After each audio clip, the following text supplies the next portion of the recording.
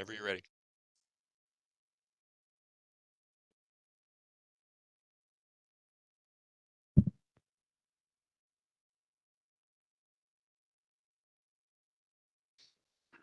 Good morning.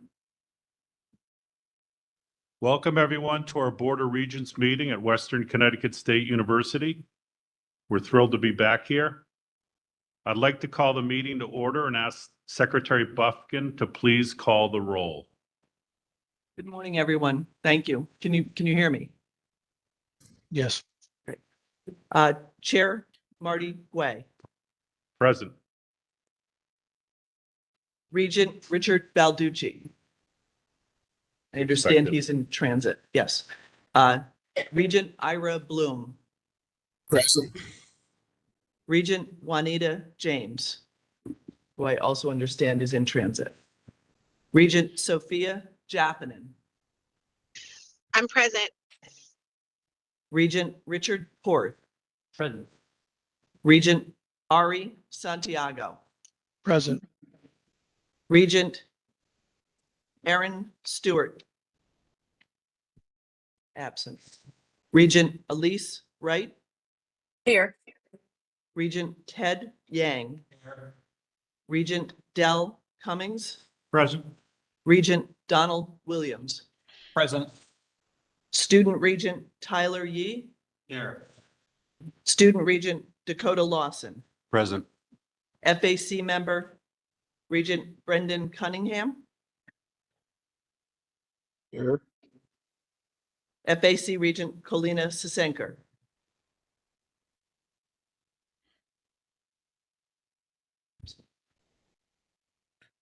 Commissioner Bartolomeo, Commissioner Jutani,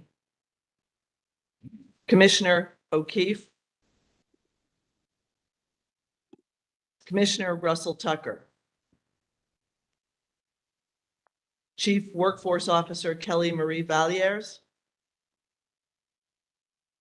Undersecretary Charlene Casamento.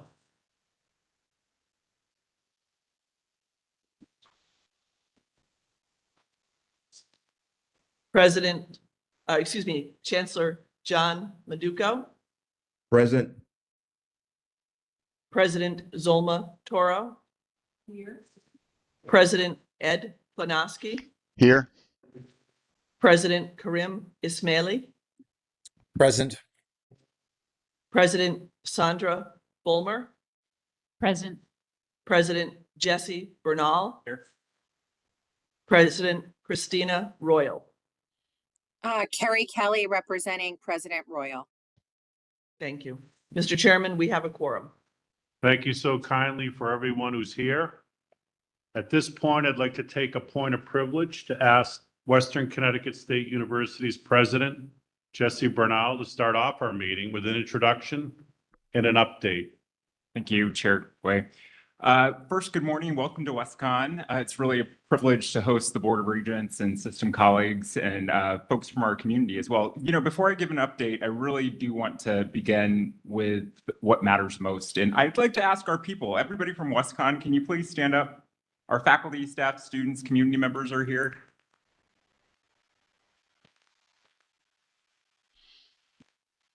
So, just publicly, I want to thank you all for what you have done year after year, and even more so in the last few months that I've been here. You are the anchors of this university, and your energy and dedication are going to drive us into our future. So thank you for your commitment to WestCon. I want to really just give three brief updates, one on momentum, one on stability, and one on our commitment moving forward. First, we are proud to show some really positive momentum through some of our most recent enrollment numbers. You have heard lower numbers previously, but this last census really showcases the initial numbers. So overall enrollment at WestCon is up nearly 10% this fall, which is a great experience of growth for our community. We've more than doubled our international student enrollment from last fall, despite some of the challenges that we're facing across our country. And our current enrollment with our high school students have expanded 13-fold, thanks to the work of our provost and some of our deans, now supporting almost 600 high school students in our area. And I think most significantly is that our fall to fall first year retention rate increased by 6% to 76%, meaning that students who have experienced WestCon are coming back in higher numbers and that our students are being supported in ways that really matter. So these are more than just numbers, as you know, they really represent confidence in this institution and also represent strategies that are taking place to continue to build on our momentum. Second, we're finalizing a sustainability plan. Most of you know that WestCon has faced a challenging financial situation for the past decade. We're focusing really on three key areas: institutional initiatives, thinking about new enrollment strategies, academic alignment, operational restructuring, cost controls. We're focusing on our relationships with the community and donors, building new revenue streams and rebuilding philanthropy. And we're going to continue to work with our system and state partners, advocating for deferred maintenance and IT infrastructure support, working with my colleagues at the other institutions around shared services and better contract negotiations, and of course, stronger oversight. And then finally, I wanted to just remind folks that we do have our accrediting NETCHI review on October 6th and 7th. They will be reviewing our progress, especially in financial stability and institutional effectiveness. We were cited with a notice of concern in 7 areas, and I am really proud to say that the team at WestCon has made great progress in every single one of those areas, and we are confident that we will showcase that progress at our visit, and we are prepared to do that in a full way. But planning isn't done, work isn't done. That will continue even after that visit. So in closing, I just want to thank the chair, thank the chancellor for your support, your guidance, your confidence, and to my fellow presidents. You really are more than just colleagues. You are trusted friends, and I appreciate all the mentorship and guidance you provide. Thank you, Chair Goy. Thank you for your leadership, President Bernal, and I'd like to call out the support of the Central State University team under Dr. Toro's leadership for handing off the football in a great way. It's very much appreciated. So thank you. At this time, we have one change to the agenda. There will be no executive session today. At this time, may I have a motion to adopt the agenda? So moved. Is there a second? Second. Any discussion? All in favor? Aye. Opposed? Abstentions? The motion carries. Our agenda is adopted. At this point, we're going to have our public comment. There are 8 speakers to speak today. And at this time, I'm going to turn the microphone over to Samantha Norton to manage our public comments. Thank you, Sam. Thank you, Chair Gway. We actually have 9 student, staff, and faculty members. There was a late addition who are going to be giving public comments today. One of the speakers here is in person, and the rest are joining us virtually. Our first speaker is Kate Jackson, a student at Western Connecticut State University. Kate, do you have your 3 minutes ready? Yes. All right, you may begin. Thank you. Good morning, Board of Regents, students, and staff. Thank you for inviting us to speak today. My name is Kate Jackson, and I am a junior undergraduate student at Western Connecticut State University. I would like to use this opportunity to advocate on behalf of all bachelor's degree seeking CSU students and ask that the Mary Ann Hanley Award, formerly known as PAC Scholarship, apply to all CSU students. This past year, faculty, students, and administrators worked together and succeeded in expanding the Mary Ann Hanley Award to the bachelor's level for CT community college transfers. While I fiercely support the award's expansion, I must implore the Board of Regents to recognize the necessity of expanding the program beyond those students who started at the community colleges. Every Connecticut resident deserves to get a 4-year college degree without going into debt, including students who choose to begin their higher education journeys at 4-year universities. Given the increasing instability of the federal government, it seems likely that the federal student financial aid will be disrupted sooner rather than later, and programs like the Marian Hanley Award will become more imperative in maintaining equitable access to education. I ask the board to consider its role and Connecticut's role in continuing to champion educational affordability in the face of so much uncertainty. I can personally attest to the life-changing nature of our universities and the profound impact higher education has made and continues to make on my life. Long after I graduate, I know I will remember WestConn as a place where I forged critical life skills and developed long-lasting relationships. This experience should be equally available to all Connecticut residents and should not have to come at the expense of thousands of dollars in student debt. I look forward to seeing the board's support of the Marian Hanley Award's further expansion to all CSU students and its continued support of faculty, students, and administrative interests. Thank you again for your time and allowing me to speak today. Thank you, Kate. Our second speaker is Jeremy Gilbert, a student at Central Connecticut State University. Jeremy, are you able to check your audio for me quickly? Yes, hello? Yes, we can hear you. Do you have your 3 minutes ready? Yep. All right, you may begin. Okay, good morning, Board of Regents. My name is Jeremy Gilbert. I'm a senior at CCSU and a current CSU AAUP intern. I appreciate you all for taking the time to listen to the few words I have to say this morning. Today, I would like to highlight why it is imperative that the most recent PACT legislation is implemented in a timely and unadulterated manner. First and foremost, I believe it's necessary to shed light on the resilience of the CSU AAUP members and CSCU students from last spring who spearheaded the PACT expansion campaign. It was their devotion and ambition that not only made the PACT expansion possible, but expedited the process to ensure students could benefit from its implementation as soon as possible. It was truly a testament to how powerful the unification between students and educators could be. Expanding PACT will not only make education across the 4 CSUs more financially accessible, but has the potential to cultivate learning environments that are truly engaging and immersive. Students will be granted the opportunity to pursue academic endeavors earnestly without feeling like their education is a financial burden or a mere afterthought to be added to a list of expenses. As a philosophy major, it's become apparent that classroom engagement and discussion is the key to efficiently learning the analytical skills that the philosophical method teaches us. These are universally applicable skills that everyone, philosophy major or not, could benefit from.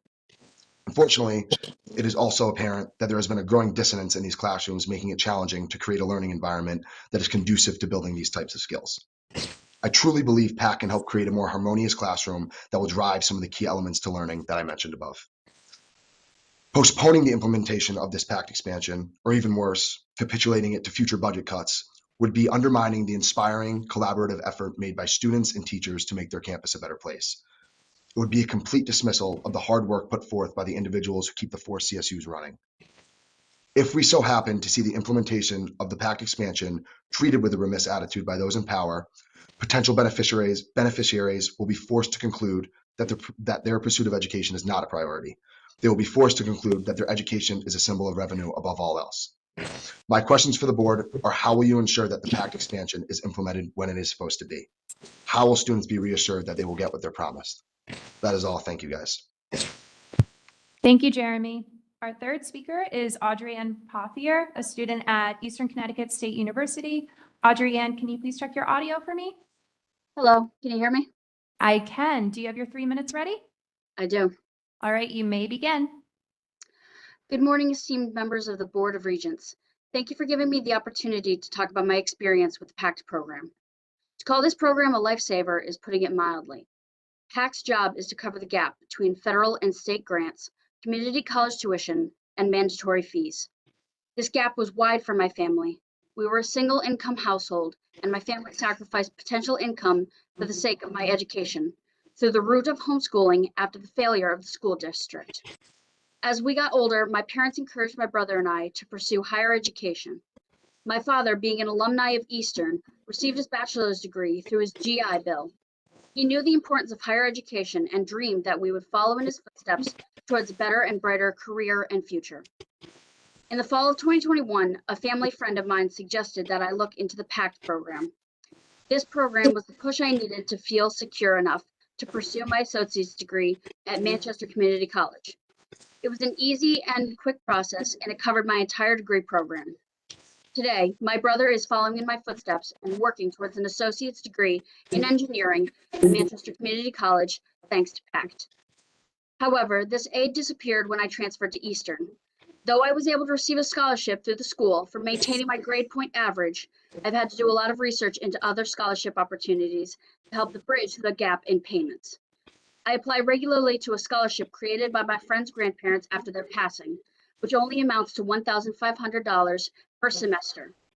I've emailed every semester about aid from Phi Theta Kappa from Manchester Community College, and I almost wasn't able to receive it this semester because they forgot to add it to my aid. Both my parents are working at the moment to help save money to help me pursue my further education. Without their help, I would not be able to sit here in front of you praising the merits of PACT. I consider myself fortunate. Despite the financial challenges I face in pursuing my bachelor's degree, many are unable to even apply for higher education because of their financial circumstances. Why should we limit support for those striving to better themselves through education? Shouldn't we be investing in the future, building a new generation of leaders, innovators, and contributors to our community? Many careers require a bachelor's degree to achieve one's aspirations. Why make an already challenging path even more difficult for young people? By making higher education possible through PACT, we empower every student to reach their fullest potential. Supporting them today is how we secure a stronger, more capable generation for tomorrow. Thank you very much. Thank you, Adrienne. Our fourth speaker is Melissa Stevens, the Associate Dean of Enrollment Management and Financial Aid at Western Connecticut State University. Melissa, do you have your 3 minutes ready? I do. All right, you may begin. Chancellor Maduco, Regent Chair Gway, regents, student regents, and all CSCU staff, thank you for this opportunity once again to address you and welcome you back to Western Connecticut State University. I first want to begin by expressing public gratitude to Dr. Zuma Toro and the CCSU team. While we may have not always received you with warm welcomes, you remain steadfast to your work for our WCSU. Your contributions, insights, and recommendations, all made in the spirit of making us stronger and better, are deeply appreciated. And Dr. Toro, thank you also for leading the search that brought us our newest president, Dr. Jesse Bernal. It was a pleasure and an honor to work alongside so many dedicated and esteemed colleagues, and I'm certain we hold some record for search completion time. Chancellor and Regents, I hope that you will find that WCSU feels different today.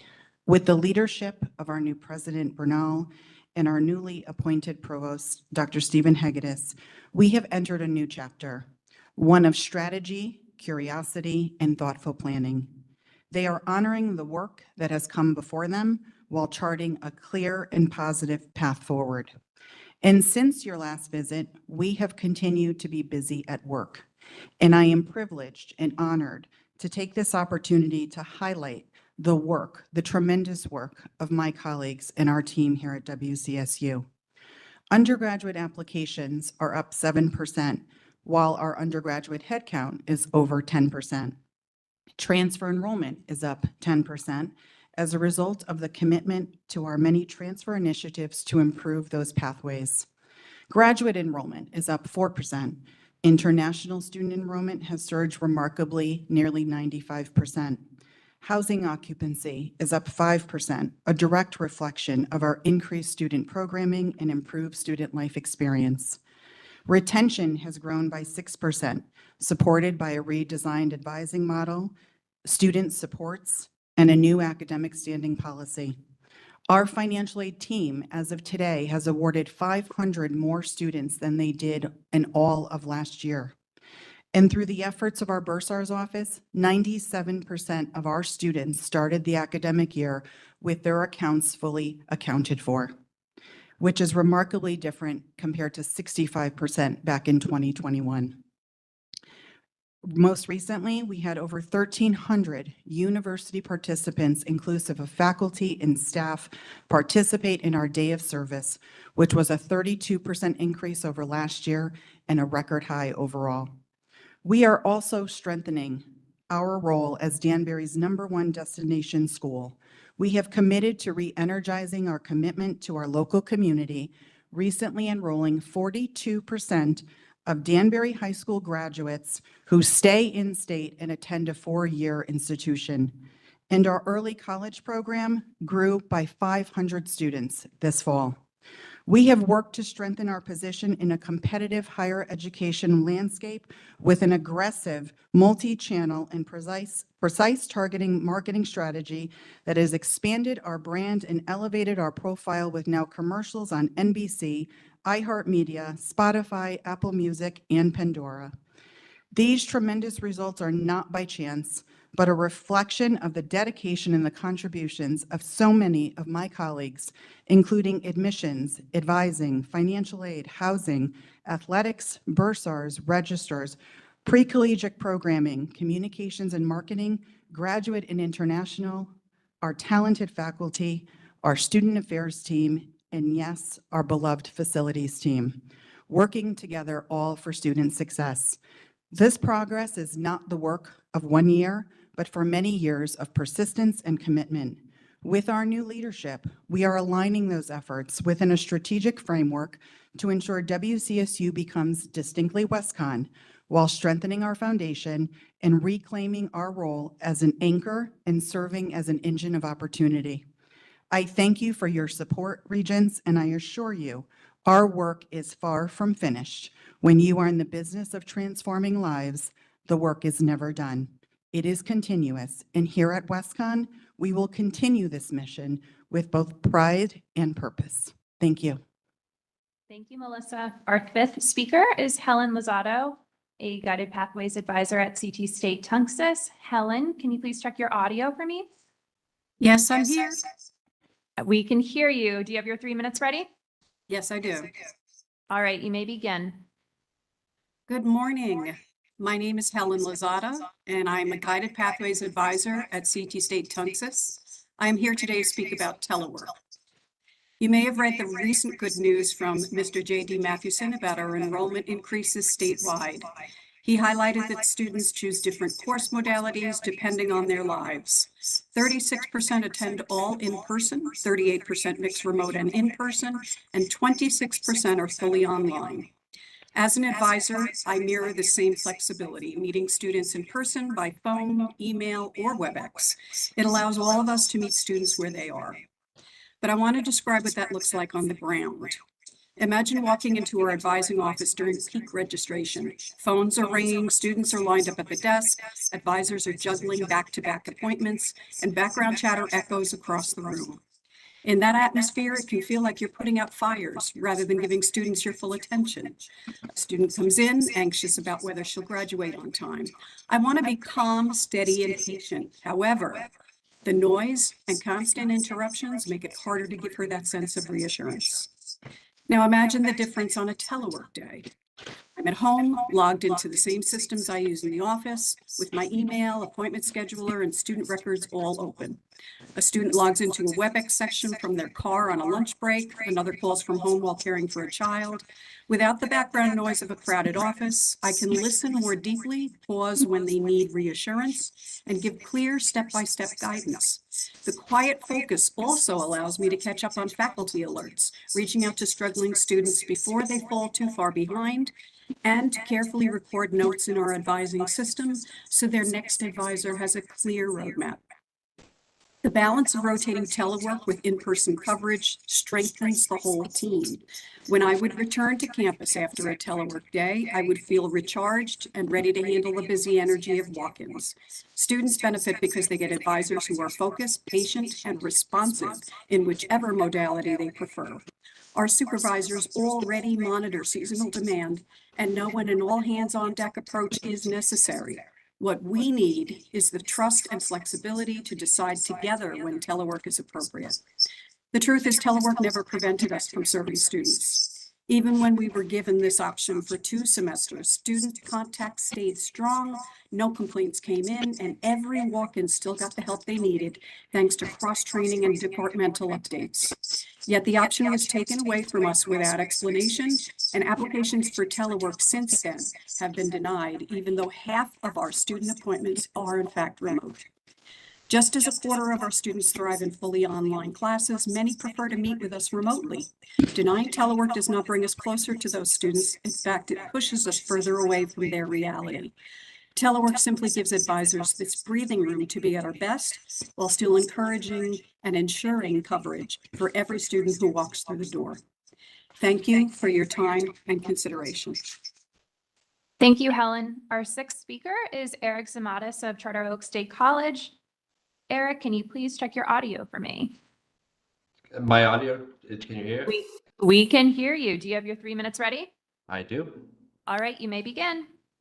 Good morning, Chair Gway, members of the board, and President Maduco. My name is Eric Zamatis, and I'm a faculty member at Charter Oak State College. I'm here today to advocate for the equitable pay for our 262 faculty members. For context, I started at Charter Oak 20 years ago in a staff role. And at that time, Charter Oak was governed by the Board for State Academic Awards. And the administration, staff, and faculty worked collaboratively to provide students the most direct path to their degree. We took great pride in being small, nimble, entrepreneurial, and independent. Our students had often delayed completing their degrees for decades, so Charter Oak would offer the majority of their 8-week courses with 6 individual start times, so the students could get their degrees as quickly as possible. Faculty agreed to teach low enrollment courses because of that frequency, because Charter Oak received a much smaller percentage of its budget from the state apportionment than other colleges and universities, the faculty pay was often less than $1,000. That was quite a while ago, but there's been 3 significant events during that time that really have created the untenable pay situation we face today. First, I want to discuss the system merger in 2011. When we moved from an independent agency to a single system, having vastly different budget support and compensation structures made less sense. Faculty had been willing to work for low wages when we were independent, but when we're part of a single system, well, why? Faculty now might teach a similar course at CT State and Charter Oak and be paid thousands of dollars or less. If we are one organization, we should be paid equitably. The second is a simple matter of legal compliance and minimum wage. In 2014, the IRS issued safe harbor guidance for calculating adjunct faculty hours. A standard 3-credit course requires a minimum of 124 hours of work. At the current state minimum wage, that work demands a minimum payment of approximately $2,000. Shockingly, our current contract pays less than its legally mandated minimum for any class with less than 9 students. Charter Oak State College faculty should never be paid below the minimum state wage, and since our faculty have advanced degrees and years of experience, pay should be well above minimum wage. The final significant event was the organization of COSC faculty into a union. For the first time recently, faculty are advocating collectively for our rights. We are now using our collective voice to ask this body to allocate the funding required to support fair wages for Charter Oak State College faculty. I believe in 3 core principles: equal pay for equal work within the same system, that pay rates must be well above the minimum wage floor, and that we can fix this problem together. The faculty have organized, and we're not here to demand, but to partner with this board, the administration, and the state to secure the necessary funding for fair, equitable, and legal compensation. Let's make this vital investment. Thank you for your time and your commitment to our colleges and universities and the students we serve. Thank you, Eric. Our 7th speaker is Kenneth Adamson of Charter Oak State College. Kenneth, can you check your audio for me, please? What do you think? How's this audio? We can hear you. You sound perfect. Do you have your 3 minutes ready? I certainly do. All right, you may begin. First, I'd like to say thank you to all of you for your hard work, your dedication, your talent. And it is a pleasure to follow my colleague, Eric. And although Eric has stolen a good deal of my thunder, that's quite all right. I got plenty of thunder left. But I'm going to be brief. And I'm just going to say that, number one, piggybacking off of some of what Eric said, I'm a strong supporter of a $4,000 minimum for faculty. Now, I've been a communications and public speaking instructor at various institutions for 15 plus years in Connecticut. And I think it's essential that if you're going to have an institution like Charter Oak that's paying by the student, that if a faculty member has 3 or 4 or 5 students enrolled in a class, instead of being paid by the student, that faculty member really, in order to Eric's point, to make sure they're not working for minimum wage or less, needs to have a minimum amount that they are paid. And that, of course, will result in a boost in morale. It'll increase the institution's ability to retain quality faculty, and of course, that will benefit the students. So it's absolutely essential that we always be mindful of some sort of a minimum if we're going to have courses offered.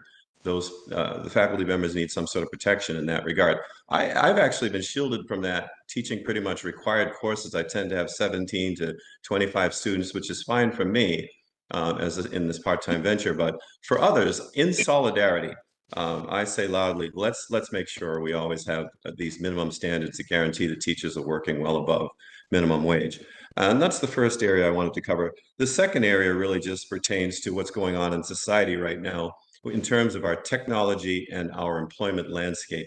It's largely been underreported, but this has a direct bearing on everything that we're going to be doing, whether we're the Board of Regents, faculty, students, absolutely everybody will be affected by some of what's going on with our quantum financial system rapidly linking up with all of the 100% of the major economies around the world. It's been an underreported story for the past 10 years. I just want to make sure that the Board of Regents understands that what this is going to cause is dramatic changes to the way to the types of jobs people are going to be able to get. AI, blockchain, robotics, and other convergent technologies will eliminate thousands of jobs rapidly in the next 2 years. And so those institutions and the leaderships that are responsive to that are nimble, that are proactive in the way they communicate with the vast people resources around them, those institutions and people who are in partnership getting the job done and making the proper adjustments will be serving their students, our precious students, our faculty, our administration, and our society at large very, very well. And I will yield my time back to the broader agenda. Thank you again for your time. Thank you, Ken. Our eighth speaker is Seth Freeman, president of the 4Cs. Seth, are you able to check your audio for me, please?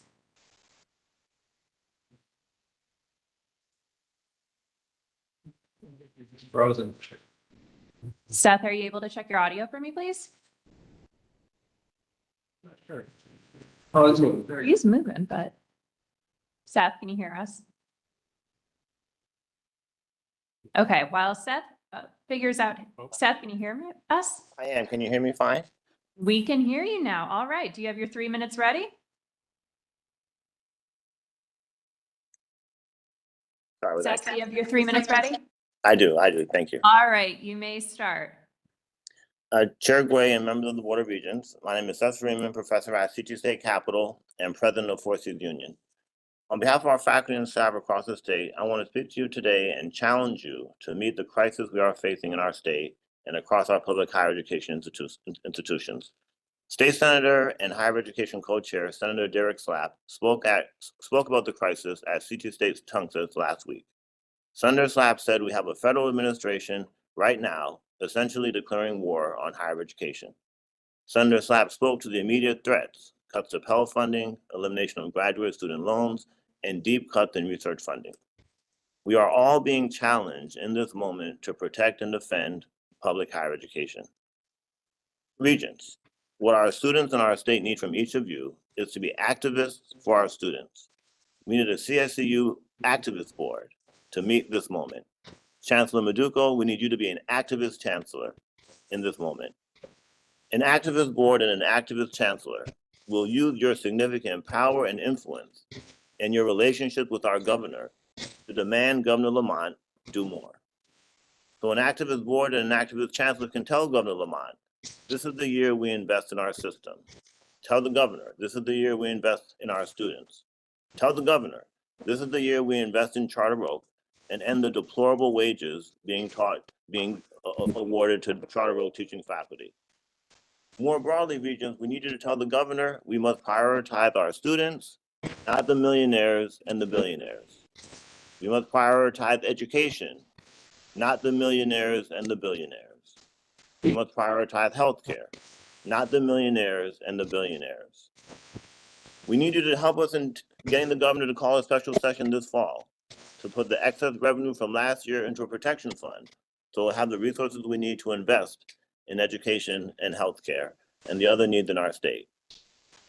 Put the needs in put the resources into a protection fund to protect against the devastating cuts from the Trump administration.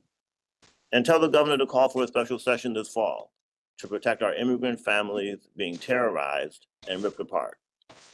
An activist Board of Regents and an activist chancellor will tell the governor the truth that the state of Connecticut had the money, and the truth is that now is the time to fight. So we're eager to partner with this board to solve these big problems this year. Let's work together and let's make this happen together. Thank you. Thank you, Seth. And our last speaker is Mary Mathis from CT State Gateway. Mary, can you check your audio for me, please? Good morning. Good morning. Do you have your 3 minutes ready? I do. All right, you may begin. Thank you. Chancellor Maduco, Chair Gway, Regents, and College Leadership, my name is Mary Mattice, and I'm an assistant professor of biology at CT State Gateway with a full-time hire date of 2022. As a member and delegate of the 4Cs, I'm here to speak about the contract negotiations. According to our current contract, quote, full-time faculty hired on or after July 2017 shall be required to teach a course in lieu of additional responsibilities, AR, end quote. So we're supposed to be teaching an extra 3 credits for a total of 15 per semester instead of additional responsibilities, instead of AR. But this is not the reality of what's happening. As a science professor, my classes are all 6 contact hours, so we generally have to teach 18 to meet that minimum of 15. And so for any faculty that teaches labs, this means working more than 35 hours a week, more than the 35 hours a week that is automatically filled in on our timesheets. So we do get compensated for this extra teaching, and that would generally be fine if, as our contract stated, that was all we needed to do. But a lot of us also have extra responsibilities for which we don't receive pay. For me, that's maintaining master copies of 2 online lab manuals. All of the anatomy and physiology professors are given access to them so that we can provide our students with free resources rather than requiring expensive publisher materials. But unlike the original creators of these manuals who has since retired, I don't have AR, so I'm doing this in my personal time. And had I realized exactly how time-consuming this endeavor would be, I'm honestly not sure I would have taken it on, because in the past 3 years, I've spent hundreds of extra hours on nights, on weekends, improving the accuracy, accessibility, and ease of use for these manuals. And this is in addition to the work that is actually required to maintain my own courses. Thus, I should be getting compensated for it as AR. And honestly, if there were to be any more major changes like the recent switch over to Blackboard Ultra, I'm not going to have it in me again to sacrifice another 10 to 20 hours a week unpaid. While I did agree to take on the lab manuals, extra work is not always a choice. Like many faculty, I'm going to be applying for promotion this year, and in order to be eligible, I need to prove that I'm engaged in the community by participating in special events to increase enrollment and committees and teams that will help increase retention. So this is counted as AR for those hired before 2017, but for the rest of us, it's done in our free time. While I am a big believer in the importance of volunteering, no one should feel forced to volunteer for their employer just in order to be eligible for promotion that we've deserved because of all the hard work we've already put in. This is the only job I've ever had that's expected this from us. To be clear, I don't think any of us are actually looking to teach fewer classes or do less work. I know I'm certainly not, because we all love what we do. We just want to be properly compensated for the additional responsibilities that we're already doing, that the school is expecting of us, and that our contract says we are not being compensated for. If longer-term employees are being paid for that same work, then refusing equivalent compensation to people like me, newer employees, younger employees, is unfair, biased, and it's a policy that needs to change. Thank you for your time. Thank you, Mary. Chair Gway, that concludes the public comment portion of the meeting. Thank you. Thank you so much to all the speakers, and really important information around PACT with Kate, Jeremy, and Audrey-Ann, and all the speakers on all the subjects. We learn a lot through your perspectives, and it's very beneficial for the board to hear a very logical and straightforward public comments. As a point of privilege, I want to, before I introduce Interim Chancellor Maduco for his report, I first want to go over to 3 new Board of Regents that are with us this morning. And I'm going to introduce all 3, and then I'll let you say a few words because the mic is hot. Our first is Don Williams. Don Williams has a very storied career, but most impactful was his service in the Connecticut State Legislature from 1993 to 2015, the last 10 years being as Senate President pro tempore and also a key driver on the Education Appropriations Committee. Don has a deep understanding of Connecticut, our public education system, and our political process. As importantly, Don lives out in Brooklyn, Connecticut, very close to Eastern. So we have some really good representation in Eastern. To Don's right is Tyler Ye, who's now the vice chair of our Student Advisory Committee, which is very helpful for the board and a key driver for the board. The 2 of you are voting members. Tyler is I don't want to give you a promotion, a junior at Central. Are you a junior? Second semester sophomore. Second semester sophomore. Zalma, can you make him a junior, please?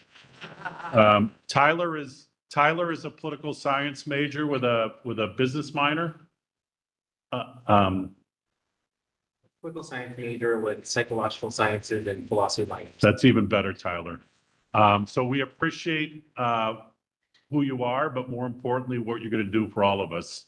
And Dakota Lawson's on the end. Dakota is at CT State Northwestern, and he's now the chair of the Student Advisory Committee, which I believe will be meeting tomorrow morning.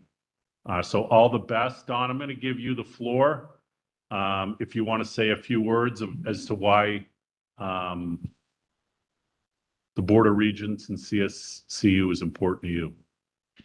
Thank you, Marty. It's an honor to be here, and I want to thank the board and the governor for this opportunity.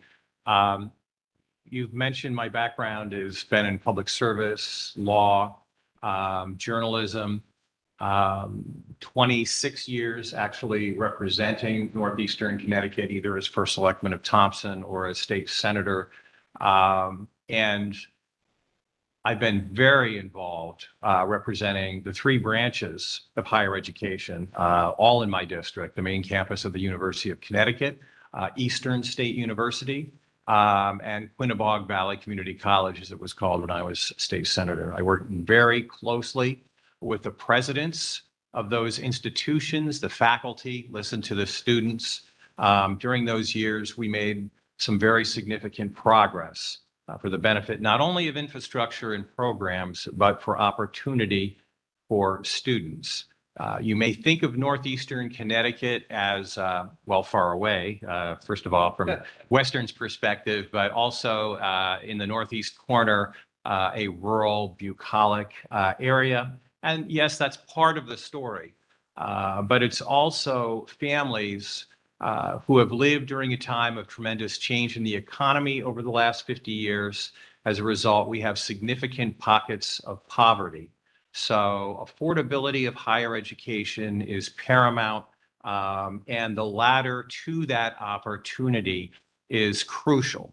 So making sure we have access and making sure we provide quality higher education that changes with the times and can help these young people be the citizens, employees, and leaders of soon to be today and tomorrow is critical. So I look at my assignment here as helping in the hard work of this board so that we can provide those colleges and universities and that opportunity for our young people. Thank you. Thank you, Don. Tyler? You know, I'm sorry. The last thing, I was also spent the last 9 years before I recently retired as the executive director of the Connecticut Education Association. Thank you. Thank you for this speaking time, Chair Guay. I would like to start off by saying that students of the CSU system from my experience, especially at Central Connecticut State University, are facing some hardship with finances or with their academics. That's what I've seen and heard as an SGA senator for the CCSU SGA. And I want to use this opportunity to be able to represent them and have their voices heard at this board, and making sure that all students across the CSU system are properly represented. Thank you. Dakota? Hello. Hello. Thank you, Chair Guay. I am a liberal arts major, though I am pursuing a filmmaking degree when I transfer. And really, what I'm here for is to represent the student body. I spent a few years at CT State Northwestern, just kind of using it to find direction. And through my time, I have been accepted into the part of the community, and I want to give back to that community. Thank you. Thank you for your service, and we welcome you, Regents Williams, Ye, and Lawson. At this point, I'd like to turn over the floor to Interim Chancellor John Maduco for his report and comments. Good morning, Chair Gray and Regents, and to the entire WestCon community. I'm sorry I can't be there. I believe I've been at WestCon at least 5 times in the past 2 weeks, so I might as well just move there permanently. But next time, I plan on spending an entire day there. Chair Gway and Vice Chair James and members of the Board of Regents, colleagues and friends and guests, it's always a privilege to be with you in person, virtually, in spirit. And in this new academic year, we're seeing and we're feeling strong momentum and a shared commitment to advancing Connecticut's students and communities. I'm currently in the greater Boston area, supporting CT State as we meet with the NECHI commissioners. We give great attention to our institutional accreditation across our 6 institutions. And today's meeting with NECHI and next month's NECHI visit at WestCon highlight the tireless efforts by our faculty, staff, and institutional leaders. Yesterday, we celebrated a historic milestone at Eastern Connecticut State University. Together with President Karim Ismaili, our partners at Hartford Healthcare, Wyndham Hospital, an inspiring group of faculty, students, clinicians, and community leaders, we cut the ribbon on the new Eastern Hartford Healthcare Center of Education, Simulation, and Innovation. This state-of-the-art nursing training facility is the largest in Eastern Connecticut, and will prepare the next generation of nurses with skills, competence, and compassion to transform care in the Eastern region. It is a vivid example of how public higher education and healthcare partners with investments can meet urgent workforce needs and strengthen the quality of life for Connecticut residents. And just last week, Presidents Toro and Bulmer and Royal and CT State Tunx's campus president, Dr. Sherelle Mathis, joined Governor Lamont and Senator Derek Slapp to underscore the impact of our strategic affordability initiatives, including the automatic admissions and expanded scholarships. We heard from CT State students Liliana and Genesis, who share their powerful personal journey. We also learned that Liliana intends to transfer to Central Connecticut, demonstrating the power of continuing education within our system. That press conference highlighted that we mean when we say investments in public higher education translate directly into workforce opportunity and stronger communities. Our fall 2025 initial census report shows a 6.7 overall enrollment growth across CT State Community College and our 4 state universities. This is clear evidence that our focus on affordable, flexible, high-quality pathways is resonating. At CT State, it experienced a 4.3% increase in enrollment. At Central, a 12.7% increase. At Eastern, a 9.6% increase. At Southern, a 6.9% increase. And lastly, at WestCon, a 9.7% increase. Charter Oak will finalize its census on October 31st. But last academic year, our institutions, our 6 institutions, served over 100,000 learners. So let me stop right there. Not just degree seekers, both undergraduate and graduate. We have non-credit, we have workforce, we have accelerated, we have short-term credentials, right? And we also awarded over 13,000 degrees to over 12,000 students, reinforcing our role as Connecticut's engine for opportunity. And with over 90% of our students coming from Connecticut and more than 90% of our students staying here after graduation, these gains directly strengthen the state's workforce, the economy, and overall community statewide.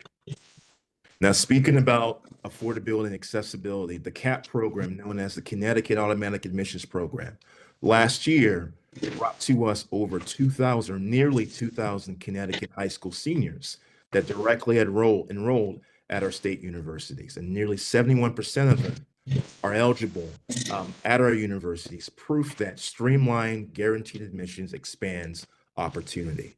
It's been mentioned earlier by our public comment guests that the Mary Ann Hanley Award is significant, and its expansion at CT State since 2020 has led to $91 million in scholarships that have supported over 33,000 CT State students. And beginning fall of 2026, this transformative support will extend to students at our 4 state universities and Charter Oak, easing transfer and baccalaureate completion without additional debt. These programs are foundational to a more affordable, inclusive, workforce-aligned CSCU, and they exist because of the advocacy of our students, our faculty, our staff, our leaders, and our partners across the state. Regarding HR 1, earlier this month, President Toro at Central, Interim President Bulmer at Southern, CT State's Acting Provost Karen Heineck, their AVP of Financial Aid Services, Steve McDowell, and their Director of International Student Admissions, Ashkin Strack, joined me to provide testimony before the Higher Education and Employment Advancement Committee on the potential impacts of HR 1. Their insights underscored the significant shifts in federal financial aid, student services, and research, and the need to plan now and advocate now to support our students and protect our institutional missions. We have established an HR 1 work group, right, to assess the impact of the bill and identify resources internally and externally needed to move effectively. We're working currently right now with our institutional presidents to ensure that we work with them to identify the appropriate engagement with each of our institutions' faculty senates, ensuring that there's a shared governance involvement, and that when it comes to the academic accountability provisions within HR 1, and as these changes advance, we want to make sure that our leaders, our faculty leaders, are also involved. I want to commend the leaders of AAUP who I met weeks back and credit them for their recommendation of shared governance inclusion. This month at the federal level, the Office of Post-Secondary Education, OPE, announced 2 negotiated rulemaking committees to implement the higher education provisions of HR 1. The Reimagining Improving Student Education Committee will address federal student loan related changes, and the Accountability in Higher Education and Access through Demand-Driven Workforce Pell Committee will address Workforce Pell, institutional and programmatic accountability, and related issues. That is a mouthful. Through this rulemaking process, federal agencies have the authority, as provided in statute, to create the detailed regulations that will carry out their interpretations of this new sweeping law. And what complicates this matter further, I really need everyone to listen. Right now, the federal government has not yet passed any of the 12 appropriation bills needed to fund the next fiscal year, beginning October 1st. So without short-term or full-year appropriations, a federal shutdown is likely. Yesterday, at Governor Lamont's request, the Office of Policy and Management is assessing potential state impacts. CSCU will work closely with OPM and our federal funding partners to provide updates and guidance to our campuses as we learn more about potential disruptions to student aid, research, and other federally supported programs. I want to touch on the need to protect minority-serving institutions. We as CSU and our 6 institutions, we remain deeply disappointed by the federal proposals to eliminate minority-serving institution grant programs, right? These efforts have been wrongly accused as being discriminatory. This characterization could not be further from the truth. These grants uplift underserved students, close equity gaps, and celebrate cultural identity while providing the advising, tutoring, internships, and experiential learning that drive student persistence and workforce success. I share and echo the sentiments of our colleagues across our institutions and across all of higher ed in the face of the continued onslaught of cuts and disruptions. With Western Connecticut State University and 6 of CT State's campuses designated as Hispanic serving institutions, eliminating this support would undermine decades of inclusive programs. We will continue to advocate forcefully for these programs and stand with our students, stand with our faculty, and stand with our communities who benefit from them. I want to touch on the labor matter between Sodexo and United Here Local 217. Now, while CSU and our universities are not parties to the collective bargaining process, we continue to strongly urge Sodexo to reach a fair and timely agreement with Unite Here Local 217. I want to commend Presidents Toro and Bulmer and Bernal, who have voiced their urgency of resolving this matter, along with my office. Yes, we must honor the rights and dignity of our food service workers, but they play an essential role in our campuses, and we deem them as colleagues within our university environments. Our students, especially those living on campus, must have uninterrupted access to reliable and affordable meals. As Chancellor, I urge Sodexo to finalize an agreement without delay, ensuring stability of our food service workers and peace of mind for our students. With the challenging higher education landscape, not only nationally but locally, our challenges with affordability, we cannot underestimate and dismiss the needs of our food service workers.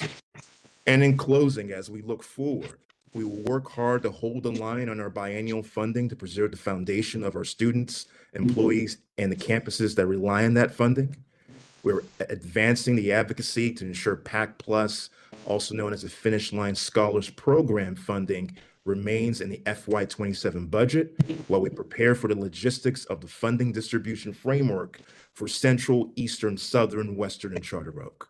We are fortunate that we can rely on CT State's best practices on the management, processing, and disbursement of this grant program, and our presidents and our Senate leaders and our faculty leaders remain vocal on this programming needing to be a reality for our four-year institutions. And we're continuously mitigating the disruptions from federal changes, protecting student aid, supporting student programs, and research funding critical to our mission.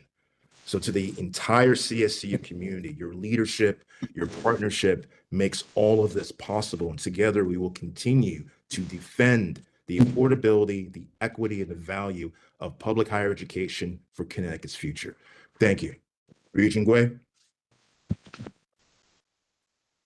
Thank you, Chancellor Maduco. I really appreciate your leadership on this. And I know when you came in, you wanted to be collaborative and transparent, and you are, along with our institutional leaders. I've noticed a great change in the last few months with our institutional leaders having much more visible and stronger voices in our mission. And I certainly appreciate it. I went to 2 events in the last 7 or 8 days. One was the CT State Tunxus PACT event, and Dr. Toro and Dr. Bulmer presented at that, along with Christine Royale, and Chancellor Maduco was our MC, and the governor was there. And, you know, just showed the power of who we are, what we do, and what we do echoes in the future, and what we don't do, unfortunately, echoes into the future. So I thank the team for that. And then yesterday, I had a chance to watch the press conference at Eastern, where Dr. Karim Ismaili's team had curated an event with Hartford Healthcare to really enable a lot of our young people to go into the healthcare profession. I know we do this at other institutions, but we want to do a lot more of this at a larger scale, because these are good, high-paying jobs with great benefits that are really interesting, that our community needs. So well done. I think we need more of that. We will do more of that, but we are doing all the right things. So I'm very confident where we are going. So thank everyone for their for their leadership in this moment. And leaders are not always at the top. People can lead from the middle, the side, or the bottom. So we're responsible for each other and for where this goes. Next on the agenda is the approval of the minutes. May I have a motion to approve the minutes of the August 28th, September 18th, and September 19th board meetings? So moved. Second. Are there any changes, edits, amendments? Any discussion? All in favor? Aye. Opposed? Abstentions? The motion carries and the minutes are approved. Next, we have the approval of the consent agenda, and there are 4 items before us on that agenda. I'd like to call for a motion to approve the consent agenda. So moved. Second? Second. All in favor? Aye. Opposed? Abstentions? The consent agenda is approved. At this point, I'd like to move to our committee, Academic and Student Affairs. Chair Ira Bloom, I understand you have a report and the action items have been taken care of in the consent agenda. Yes, thank you, Chair Gray. I just want to comment about these a little bit for a short time about the items that were approved on the consent agenda.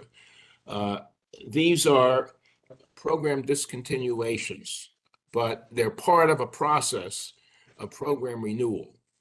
And in particularly in the areas that are involved here, business office technology, the roles and duties of people are changing drastically as a consequence of changes in technologies. So what is happening is the recommendations are coming from the campus to discontinue these programs in favor of programs that will create new opportunities to redesign the offerings in this business support area, entry-level positions, to reflect current technology and current opportunities. This is fits in with the administrative assistant field. It's part of a recognition of the fact that technology is having a major impact in this area. AI, electronic records, digital information transfer are changing what the duties of these positions are. So this is a process that is coming from the campus to update and, if I may use the term, modernize these programs so that the students will have better opportunities for jobs and outcomes at the end of these programs that meet current current employer requirements.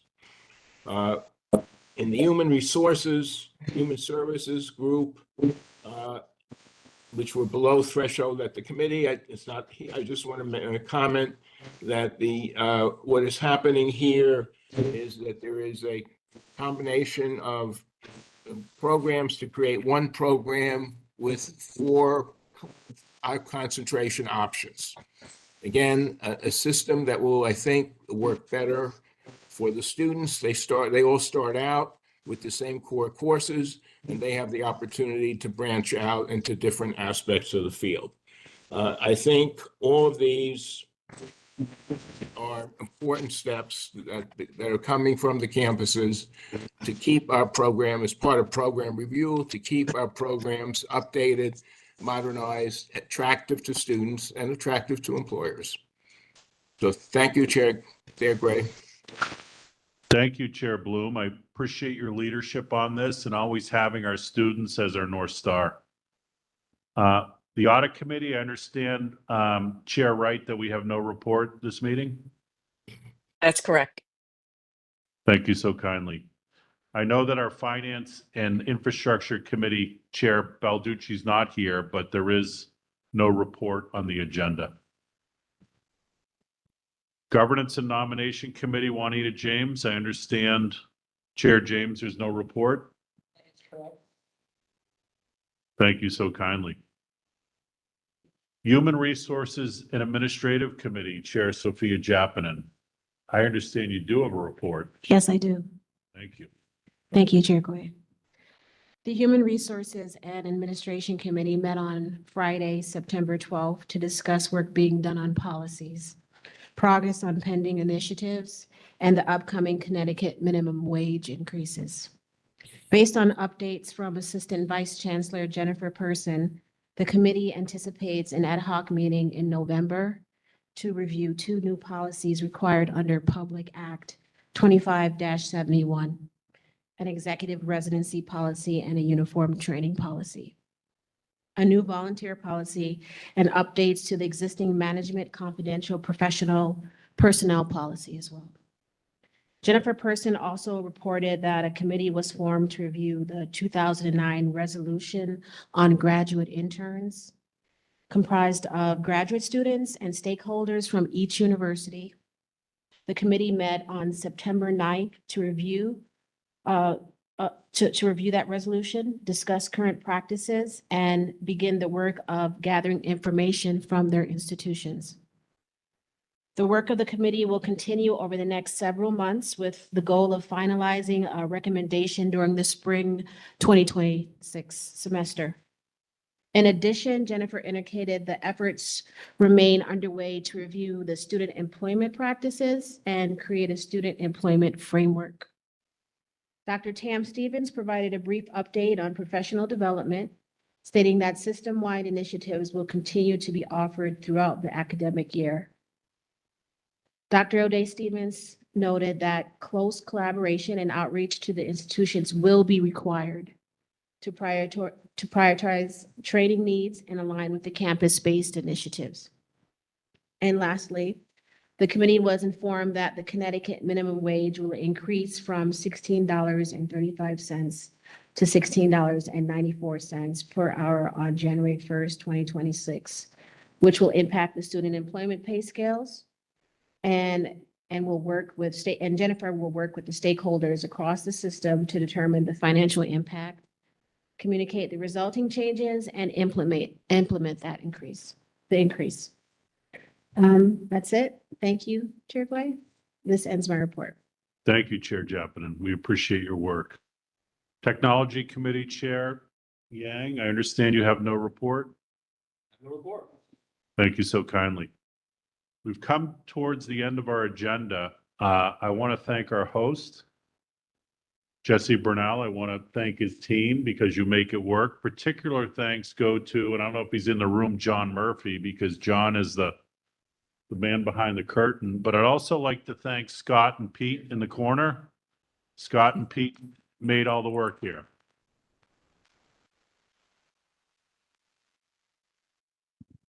Do you want the floor? One quick comment. Sure. Take the floor, Regent Porth. Thank you. It's great to be at WestCon. Beautiful campus, lots of great people here. I appreciate Dr. Bernal's report earlier in the meeting and want to, at least for myself, welcome you here. We're really excited to have you. You mentioned in your report the NETCHI work that you're doing and talked about all the great work that so many people here are doing together, which is really encouraging to us as board members. Thanks to Dr. Toro too for helping out with that. You mentioned the next big event is October 6th and 7th. Do you mind taking just a minute or two to elaborate on what will happen then and then what the next steps after that? To me, this is one of the most important issues we're addressing. Completely agree. The floor is yours, Dr. Bernal. Yeah, thank you, Regent Porth. As I mentioned, October 5th through 7th will be our NETCHI site visit. That's a 3-member team. The team chair is Dr. Don Burks from Plymouth State University in Maine. This is a focus visit, so they're really paying attention to the 7 areas of concern that were written in the notice last year. and we've been informed that the two areas that they'll spend the most time on are around our financial stability and institutional effectiveness, which is essentially the assessments of our academic programs and co-curricular programs. So that's a 2-day visit. We have they sent us suggestions on who they'd like to meet, and our provost and his team are putting together that 2-day visit. I'm grateful to Chair Guay and Chancellor Maduco and our CFO, Lord Blanchard, who will also be meeting with the team at their request. Following that visit, at the end of the visit, I'll receive some informal feedback from the chair on how we've done. I will say, there are a few directions. We can have the notice lifted, which is really unlikely. We can have the notice continue as is, which is probably the likely outcome.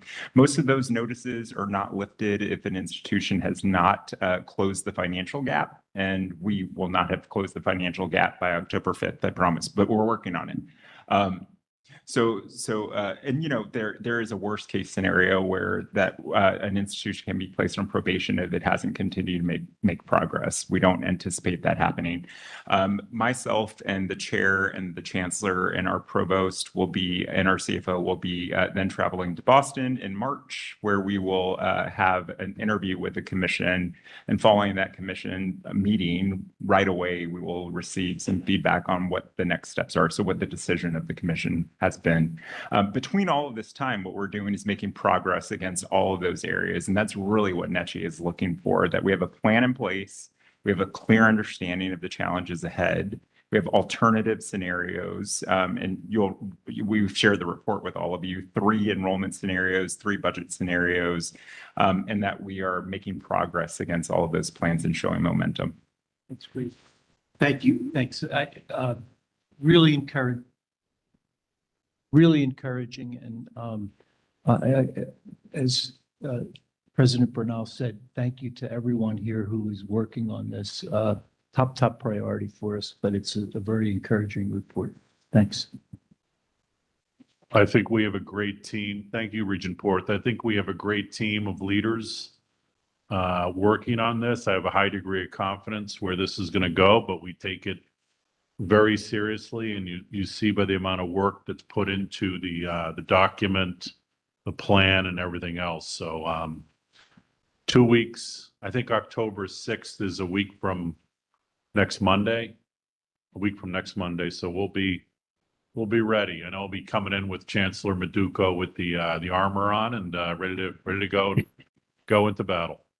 Does anybody else have any comments before I seek to adjourn a successful meeting? Well, with that, Rich, may I have a motion to adjourn? So moved. Is there a second? All in favor? Aye. Opposed? We are adjourned, and we'll go off live streaming. Thanks for everyone who's remote. You missed a nice in person, but we appreciate you being online. Thank you, everyone. Take care.